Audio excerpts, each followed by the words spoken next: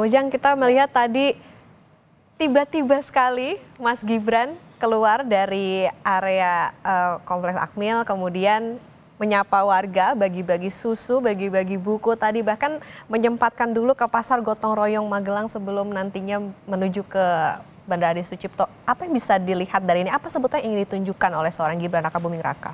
Ya kan memang ciri khasnya Pak Jokowi nurun ke Gibran kan itu membagi-bagi. Pak Jokowi kan barang kaos kan bagi-bagi apapun itu termasuk tadi buku susu begitu kan itu ciri khas yang dimiliki dari keluarga Pak Jokowi, dari Pak Jokowi sampai Gibran.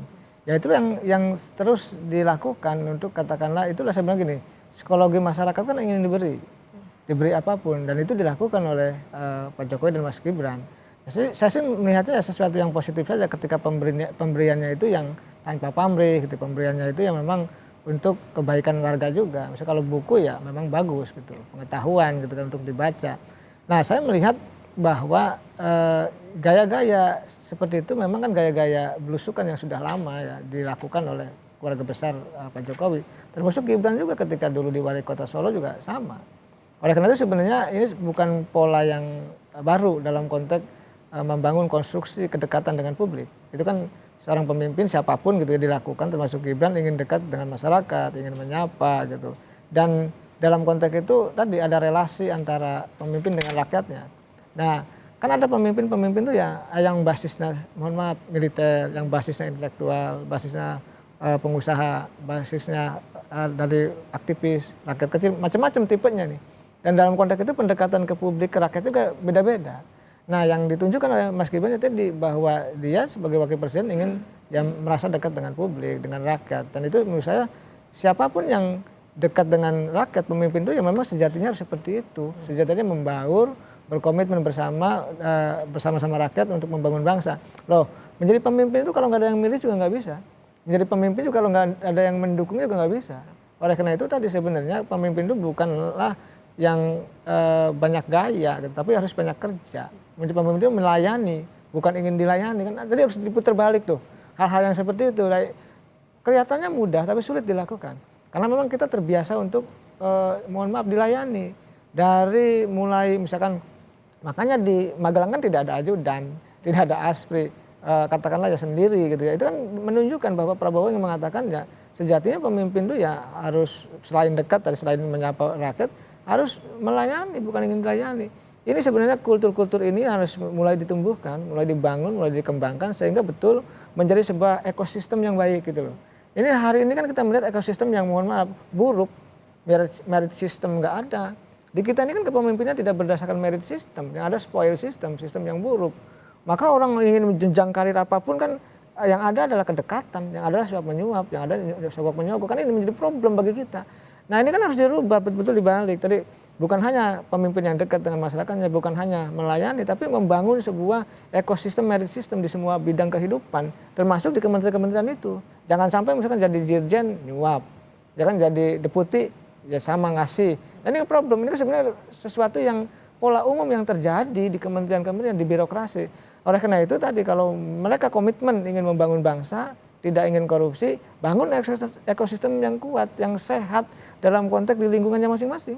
Sama ya, saya juga sama mendidik ekosistem keluarga gitu yang sehat. Atau saya pun orang kampus, ya harus mendidik, harus membangun ekosistem yang baik di kampus. Gitu, sistem akademis yang apa namanya, yang nyaman, aman dan sebagainya. Sama juga di negara juga, membangun ekosistem yang baik, yang positif termasuk di kementerian.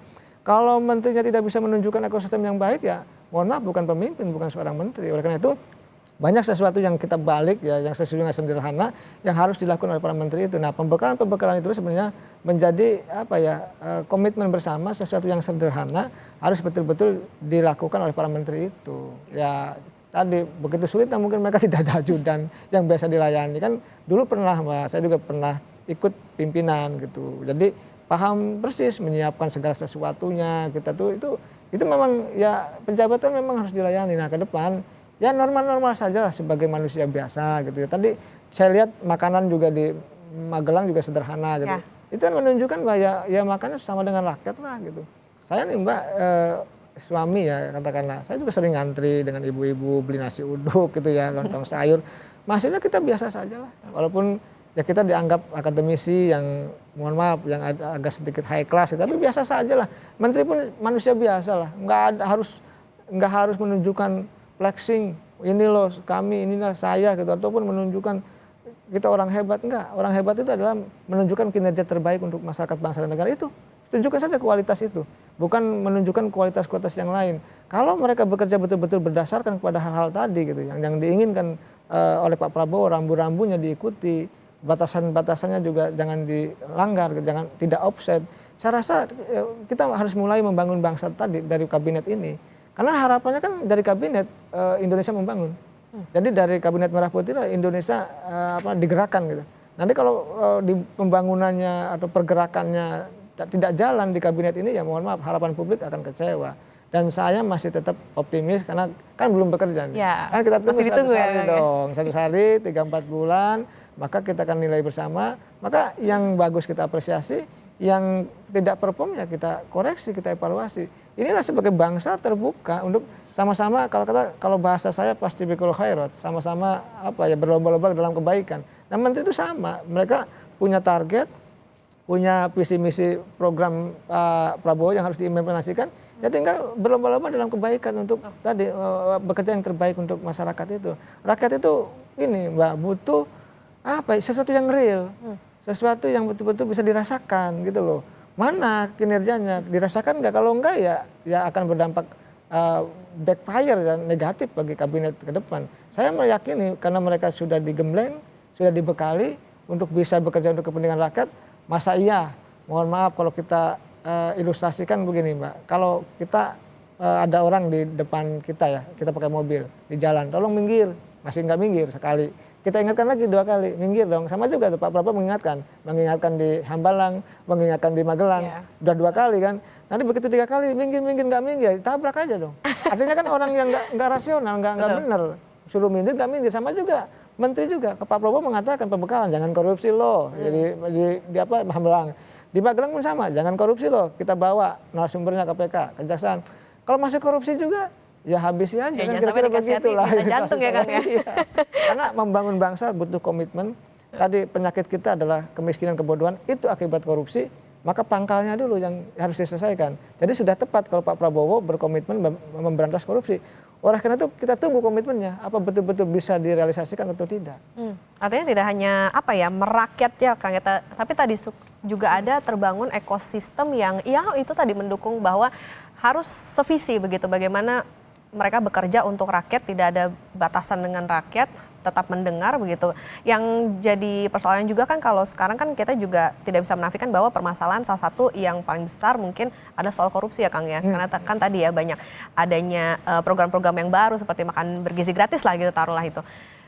Ada tidak sih Kang sebetulnya solusi jalan keluar bagi pemerintahan berikutnya supaya jangan sampai nih program-program yang baru yang populis terutama, ya jangan sampai itu tadi jadi celah-celah bagi mereka untuk bisa melakukan korupsi. Apa sebetulnya yang bisa menjadi konsekuensi begitu bagi pemerintahan berikutnya? Ya kalau kita bicara pemerintahan berikutnya ya mungkin mereka juga akan mengamati, melihat, menilai ya terkait dengan program makan siang gratis ini. Apakah memang endingnya sukses atau setengah sukses apa tidak. Tapi saya meyakini ya karena ini sudah menjadi astacita bagian daripada program prioritas, maka akan dikawal betul oleh Pak Prabowo. Jadi kalau ibaratnya akan dipelototi gitu, akan dikontrol secara ketat. Makanya dibikin badan sendiri gitu kan untuk menangani masalah ini, karena itu konsen. Artinya kalau kita bicara pemerintah berikutnya, ya tentu batasannya sangat sederhana sih. Jangan ngambil yang bukan haknya, jangan menguntit kalau bahasa saya menguntit ya tadi hak orang lain.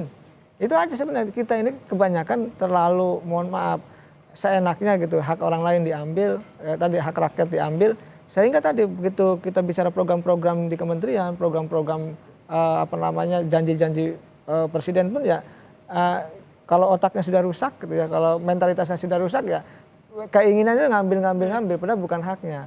Ya ini sebenarnya membangun kesadaran itu. Nah, saya selalu mengatakan Mbak Okta bahwa kalau mereka itu berjiwa negarawan, mestinya mengesampingkan kepentingan pribadi, utamakan kepentingan masyarakat bangsa dan negara. Yang kedua, kalau memang mereka berjiwa negarawan, menteri-menteri itu, pemimpin-pemimpin itu, maka sebenarnya ucapannya, tindakannya, perilakunya mencerminkan kepentingan masyarakat bangsa dan negara. Makanya tidak ada lagi harusnya ngomong yang seenaknya, buat surat skop untuk kepentingan harusnya tidak ada gitu loh. Karena kalau sudah dibangun kesadaran dan langkah nyata kepentingannya untuk kepentingan masyarakat bangsa negara. Ini kan seenaknya begitu melakukan, minta maaf seolah-olah sudah selesai.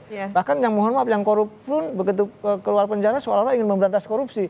Nah ini penyakit-penyakit mental kita yang sejatinya kita perbaiki ke depan. Nah korupsi pun tadi pemerintahan berikutnya misalkan untuk melihat program ini, kelihatannya akan melihat dulu nih dalam 5 tahun seperti apa, apakah sukses atau tidak, ya tentu pemerintahan berikutnya akan menilai. Nah celah-celah korupsi itu pasti ada di mana-mana. Ya singkirkanlah itulah kepentingan pribadi ya Kang ya, kalau misalnya udah bicara soal bangsa dan negara. Ya saudara, Breaking News Kompas TV nanti akan kami lanjutkan usai jeda, jadi tetaplah bersama kami.